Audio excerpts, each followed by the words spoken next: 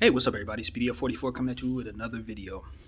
The Lakers are talking, the rumor has it that the Lakers are considering bringing back Isaiah Thomas, point guard. Uh, right now, I'm not sure if he's in the league. Last I checked, he was with the Wizards. I'm pretty sure he's not still there. But yeah, he's making a comeback again into the league. And, um, sometimes things are no one's fault. You know what I mean? Sometimes things occur and it's just a systematic kind of anomaly where things just look like they were about to work out and then they go drastically the other way. And Isaiah Thomas's circumstances were that in a very extreme case, unfortunately for basketball. Um, he was having an MVP caliber season, top. I think he was a top 5 MVP candidate that year. Might even been top 3.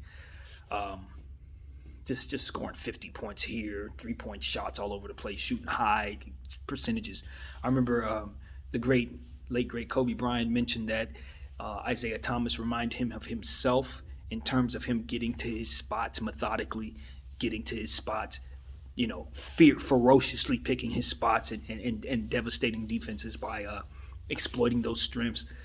Um, he's just a phenomenal space creating player. He was fantastic at footwork, creating space, obviously, because he's a very short individual. So he had to create space with floaters and footwork and things of that nature, and he just mastered his game. He was the very last player picked by the Sacramento Kings the year he was drafted, the very last player, and found his way into a position to be something close to a Hall of Famer. I don't think he's going to make the Hall of Fame, but the season that he had where he was an MVP candidate was a Hall of Fame caliber season.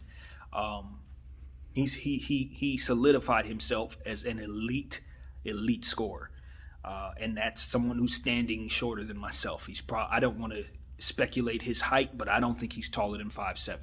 So we're talking about somebody who, and not only is he 5'7", but he's built small. Some people are, it just depends on your body type and your how well proportioned you are. In my opinion, and it's just my opinion, he is built like a shorter person than he actually is. So that makes what he's able to do out there in the land of the trees that much more impressive. So I'm a huge fan of Isaiah Thomas. Unfortunately, the year that he had, he was so great. He was playing for the Celtics. So I couldn't really support him like I wanted to, but nevertheless, I was still able to see what he was doing out there and have not forgotten exactly how special he displayed himself in those situations, as well as what he did with Sacramento. When he was with that team for a couple years to start his career, he had a fantastic start to his career there. Went on to Phoenix, and even though they were playing with a three-headed monster at point guard with Goran Dragic and who was the third guy? Was it Eric Bledsoe? All in their prime, so you can only imagine how much firepower Phoenix had at that time. But they weren't able to make it all work. And mind you, Devin Booker was also on the team, and you didn't even look at him as part of the big three because he was a youngster and he was playing the shooting guard position. But he was yet another point guard taken away from that rotation. And Isaiah Thomas still managed to make himself close to an all-star that year, even in the midst of all those mouths to feed. Found his way to Boston and then went nutty. But unfortunately, in Boston, as you all know, he went down with a devastating injury, and he was set to be a free agent at the end of that year. And he was in a position because of how his contract was structured. I believe, if I'm not mistaken, the Celtics had his bird rights somehow throughout all of that. And if that was the case, he was set for a supermax, if I'm not mistaken, over $200 million that was set for him to make if he were to just stay healthy to end that season. But unfortunately, that was not what the Lord had planned for him. He got hurt rather bad. I think it was like a hip or something. I don't remember exactly what it was. But because of it, he not only was out for the season, but then the Boston Celtics were able to deny him that type of payday based on the fact that he just wasn't going to be able to live up to a long-term contract after that devastating injury. So it was probably the most devastating thing that I saw happen that didn't involve someone passing away in basketball or injury or whatever. I mean, he was injured, but I'm talking about the devastation wasn't the injury itself. The devastation was what happened to his prospects financially, how much money he was set to make and how much money he ultimately did end up making. I can't think of a single soul that lost more money in the NBA than Isaiah Thomas and displayed more worthiness to earn that money. I can't think of too many people. Because the year that he had, he was just an MVP candidate. He was just devastating people. The Boston Celtics were winning. Like, it was a lot of good going on down there, and he was the superstar of the team. And he was a free agent. They were excited. It wasn't like they were saying, "Well, this is a short guy." No, they were going to pay him. He was going to get that money. It was set in stone, and everybody was reporting on it and how exciting his numbers were for him to be such a short-statured player and to continue to dominate on a night-in, night-out basis in the Eastern Conference. Just devastating people. But ultimately, it wasn't meant to be. He ended up being a Laker. I think that was his first destination after that situation occurred. I'm not sure if that's the case. I had to go back and look at that, but he ended up here. And I thought he played pretty well for us, to be honest with you. He did exactly what I wanted him to do. The only thing that I could say about Isaiah Thomas that frustrated me some is he turned the ball over a lot. He tended to just find himself on the floor at random. It wasn't even about just getting hit. Sometimes he just looked like he was diving on the floor. It was a lot of situations like that where you're just sitting there scratching. You're like, how the hell did he end up on the ground again? But aside from that, I mean, he hit his shots for us. He drove to the basket. He did his floaters thing. Obviously, defensively, he was never going to be effective because of his size. But it didn't stop Boston from wanting to pay him huge because of how potent he was offensively. So with us, I mean, we had a bad team. Okay, we were not a playoff team. We still had the kids in place. There was no Bron, no AD, none of that. We were just running around with a bunch of kids, and he was just a piece to the team that we had, and he did his job. He played hard for us. I didn't mind having him there. I would have loved to have brought him back. I felt like he was helpful. So that's what I had to say about his tenure, and that was like 4 years ago. I think he had a stop in Washington since then. I think he was out of the league. I guess he's back. And the Lakers are talking about looking at him. I'm not gonna lie to you guys. I don't really have an opinion because I don't really know what he looks like. It's a weird thing because, as I just said, even prime Isaiah Thomas was a horrific defender. And that's not even his fault. I mean, just a very small person. He's not going to guard too many players in this league at all. So you would still have to hide him defensively even when he was great as heck. So it's not like you're sitting there saying, well, what's the downside of bringing him in? Well, he can't defend. Well, he could never defend. So you're fine with that. I just don't know what kind of shape he's in. But I'd imagine that Father Time is starting to catch up some. But on the flip side is, well, he's certainly healed from that injury that messed him up in Boston. I don't know that he's had any major injuries since then. So it's all about how well he's taking care of himself and how well he's aging. Because his skill set, like I said, he's mastered his game. You don't have to worry about him knowing how to play a basketball game. You don't have to worry about him getting people involved. He was a very good facilitator for the Lakers, as to be expected. He was always a great facilitator to go along with his scoring prowess. So, I mean, I guess the question for me is I can't even assess him properly as a player because I don't know what he looks like, and because his weaknesses were so glaring that they were already worked into the equation to begin with. So if you never expect a guy to defend to begin with, he's so much shorter than everybody else, so even if he's slowed down, he's still faster than everyone else.